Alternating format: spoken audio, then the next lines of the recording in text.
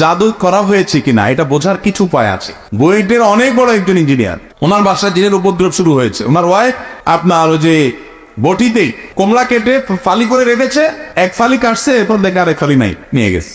আমার চোখের সামনে বহু ঘটনা আমি দেখেছি, জেনেছি। সেটাকে বিজ্ঞান কি ব্যাখ্যা দিবে?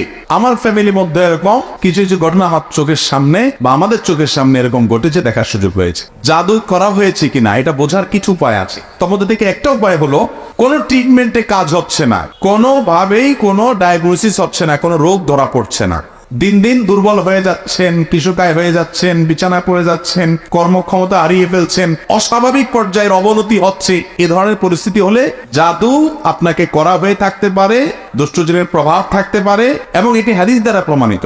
স্বয়ং আমাদের নবী করিম সাল্লাল্লাহু আলাইহি সাল্লামকে জাদু করা হয়েছে। বিভিন্ন ট্রিটমেন্টে তিনি সুস্থ হচ্ছিলেন না, তাকে জাদু করেছে একজন ইহুদি, তার নাম ছিল লাবিদ ইবনে আসম, তার চুল দিয়ে জাদু করেছে। আল্লাহ রাব্বুল আলামিন তার ট্রিটমেন্টের জন্য কোরআনে কারীমে সূরা নাযিল করেছেন, সূরা ফালাক, নাস, সূরা ইখলাস, সূরা ফালাক, সূরা নাস। এগুলো জাদুর বিরুদ্ধে দারুণ কাজ করে। সকাল সন্ধ্যা 3বার পড়বেন, আল্লাহ হেফাজত রাখবেন ইনশাআল্লাহ।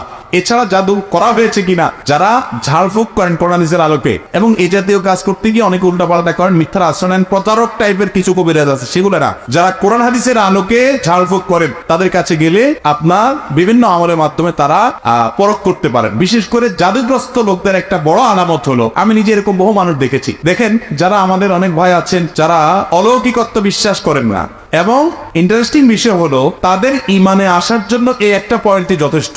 জাদুগ্রস্ত রোগী আমি জীবনে বহু দেখেছি, কোরআনে কারীমের আয়াত তেলাওয়াত করার পর সে পাগলের মতো ছটফট করতে থাকে, অর্থাৎ সহ্য করতে পারে না, অস্থির হয়ে যায়। বহু দেখেছি আমি, একটা দুইটা না, হাত পা শরীর বাঁকা হয়ে আছে। পৃথিবীর কোন বিজ্ঞান এটার ব্যাখ্যা দাঁড় করাতে পারবে? কোন বিজ্ঞানের ক্ষমতা আছে যে কোরআন আয়াত তেলাওয়াত করার পরে অ্যাকশন হচ্ছে? তার সঙ্গে কিভাবে সম্ভব এটা? জেনে ধরা রোগী, তাদের বাস্তব যদি অনেকগুলো আছে ভুয়া মানসিক রোগীকে জেনে ধরা রোগী বানানো হচ্ছে। সত্যিকারের জিনের উপদ্রব যাদের বাসা বাড়িতে হয়, আমার চোখের সামনে বহু ঘটনা আমি দেখেছি, জেনেছি। সেটাকে বিজ্ঞান কি ব্যাখ্যা দিবে? আল্লাহর কোরআন সত্য হওয়ার ব্যাপারে ঈমান আনার জন্য এই একটা পয়েন্ট যথেষ্ট। আপনি চোখের সামনে দেখলে বুঝবেন। আমার পরিচিত এক বড় ইঞ্জিনিয়ার, বুয়েটের অনেক বড় একজন ইঞ্জিনিয়ার, ওনার বাসায় জিনের উপদ্রব শুরু হয়েছে। ওনার ওয়াইফ আপনার ওই যে বটিতেই কমলা কেটে ফালি করে রেখেছে, এক ফালি কাটছে, এরপর দেখে আরেক ফালি নাই, নিয়ে গেছে। গাছের পাতা ছিঁড়ে ফেলে রাখ, এরকম উপর্যপরি ডিস্টার্ব। আমার ফ্যামিলির মধ্যে এরকম কিছু কিছু ঘটনা আমার চোখের সামনে বা আমাদের চোখের সামনে এরকম ঘটেছে, দেখার সুযোগ হয়েছে। তাহলে বোঝা গেল আল্লাহ রাব্বুল আলামিনের কালাম সত্য হওয়ার ব্যাপারে